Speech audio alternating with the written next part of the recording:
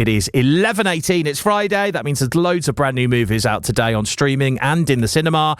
And that is why every Friday I catch up with movie critic Van Connor, because he gets to see them all before we do. And he can come on and give us his honest opinion on which ones are worth going to see. And let's be honest, Van, I think if there's any weekend you want to spend a few hours in the air-conditioned cinema, it is probably going to be this one, right? It is indeed. I saw the Amber Alert heatwave warning from BBC News a couple hours ago and thought, you know what, might be a good idea to go and rewatch Superman and get that second take. Definitely 2 hours, 9 minutes plus ads in an air-conditioned building. Sounds perfect this weekend, I'm not going to lie. Absolutely, and that's why there are two potential movies for you to watch this weekend in the cinema if you'd fancy it. We are going to look at the new Superman movie with Van in a second, but we're going to start with Watch the Skies. So let's talk about this one now, Van. So this is a bit of a strange one, because if I say to you it's a Swedish film, set in Sweden, characters are Swedish, you're going to assume it's in Swedish and subtitled, right? But it's not. Yeah, I mean, because we talked about this off mic, and you're like, it's in English. I'm like, yes, strangely, it is in English. So imagine, if you will, in fact, do you know that old gag, this meeting could have been an email? We've sort of popularized it over the past few years. Now, I feel that way about streaming shows, particularly things like Stranger Things. This is the answer to that. This is what happens if we just save all that and we just put Stranger Things into a film. We just did a Stranger Things movie instead. And that's what you get with Watch the Skies, which is set in Sweden. It was originally entitled UFO Sweden.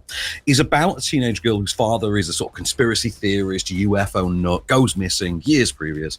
And in her quest to find him, she joins forces with this fringe nutbar conspiracy theorist group called UFO Sweden, and sets out to basically discover what is behind this grand conspiracy involving her father's disappearance and what this mysterious scientific organization might have to do with it. So I've got a clip for you, and this is them trying to breach that scientific organization. This facility, why is it on the map? Why did you think, Leonard? To keep your gang of UFO fanatics away. Or maybe you don't want people to know what kind of research you do up here. Ridiculous. You're also searching, aren't you? You knew that Uno and I were onto something big. So you betrayed me to make the discovery yourself. Isn't that right, Kiki? SMHI makes scientifically based forecasts of weather and climate. It's the right decision, then let it go. I mean, on paper, this sounds great. It sounds like the sort of movie that I would watch that doesn't have subtitles, thankfully. Yeah, well, I mean, I did hook you up with that dubbed copy of The Raid that time. So I did finally, after many years, get you to watch the greatest. And I did enjoy it, yes. This actually, I think, is very, very good. This is kind of more of what I wanted from Stranger Things. I'm not really a Stranger Things fan. But I would imagine this would work, gangbusters for people like me who want a more condensed, punchy version of the same darn thing.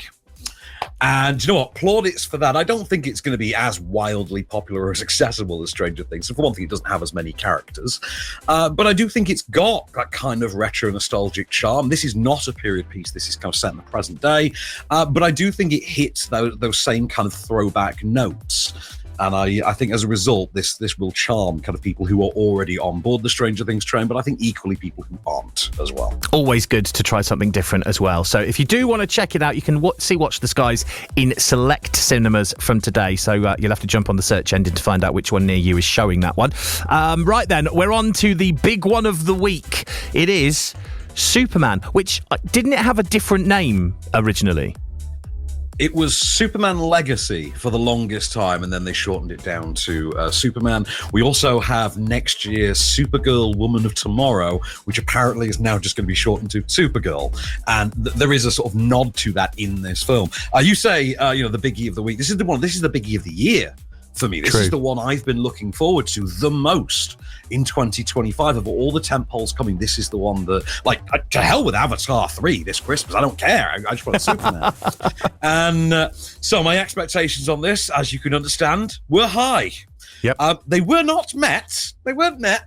But this is as close as anybody has ever gotten in the past 45 years, we shall say. So, Written and directed by James Gunn, author behind the Guardians of the Galaxy saga, behind The Suicide Squad, Slither, The Belko Experiment, Brightburn, things like that. Tends to have a kind of a horror movie sensibility, but also has very much a sense of cosmic wonder about him. And that's very much what they're going for here, the cosmic wonder. So you've got a Superman movie that literally kind of leaps in at the middle. Like literally starts kind of at the end of the first act and just goes. It just starts and it doesn't let up. And the story, as we get it presented to us, is 3 minutes previously, Superman just lost a fight for the very first time. He's only been Superman for 3 years. He's never lost a fight. He's just lost a fight for the first time. He's crashed in the Arctic. He needs to patch himself up, get back into the fight, and discover just what ties this might have to evil, megalomaniacal, billionaire Lex Luthor, played by Nicholas Hoult here, and what his plans are for raiding Superman's Fortress of Solitude. A plan that also brings him into the crosshairs of other superheroes who exist in this world, namely the Justice Gang, represented by Hawkgirl, Guy Gardner's Green Lantern, the Guy Gardner iteration, obviously, and Mr. Terrific. And, of course, in the middle of all this, Lois Lane has her own investigation to perform, which, naturally, because it's a Superman movie, means she is going to get heavily involved in the action of this and needs saving a couple times to boot. So I've got a clip for you, which revolves around Superman focusing on one very, very specific element of his life as he breaks into Lex Luthor's office. Lex, I tried to stop him. It's fine, Heather. Superman, we finally meet. Would you like a coffee? Where's the dog? Dog? The dog, Luthor! You took the dog! That's right, you get all of this. Where's the dog? I have no clue what you're talking about. He's just a dog. I don't know what dog you're talking about. Ugly dog and a cape. What did you say? Van, you said this movie starts kind of almost at the end of Act 1, so you're straight into the action and to the business. Do you feel like there's a bit of FOMO then, like you've missed stuff that happened at the start because the start isn't there? Yes, very much, and that is the biggest issue with the film. You never quite recover from that. And also, when you then combine that with the pacing of it, which is relentless, it does not let up. Like, say, he's faster than a speeding bullet. So is the movie, it turns out. And you never quite get to recover from that. It's got great performances, though, great characters. I like this vision of Superman, which is, let's lean into the Bronze and Silver Age, more fantastical stuff. I mean, it's got Krypto the Superdog in it, in live action, which is insanity, and something only James Gunn, of all people, a man who made you cry over a talking raccoon, over 3 movies, only he would attempt to pull that off. There's a lot in it to love, but in terms of the things to not love about it, is that missing first act FOMO. And it is that relentless pacing, and it is the combination of those two that I think is going to affect this. It puts it squarely into the realm of Michael Mann's 2006 Miami Vice, which took 15 years to get reappraised and appreciated. This is evidently making huge amounts of money already from the midnight screenings last night. It is seriously bringing in the bank. So I have to believe this will fare better at the box office. I think that's more to do with the brand and the character than anything else. But don't let that fool you from into thinking that this is not a great all-round family-pleasing tentpole blockbuster. This is a dyed-in-the-wool true blue Superman movie. I absolutely loved it. I had my issues with it, but I still came away ear to ear grinning. I desperately need to name my future dog Krypto and put a little Superman dog collar on it forever. I loved it. I can't wait to see it again. Do you know what? As you point out with the weather, I will this weekend just to get to the AC. Go and see it again. Absolutely. So what's this rated at, by the way?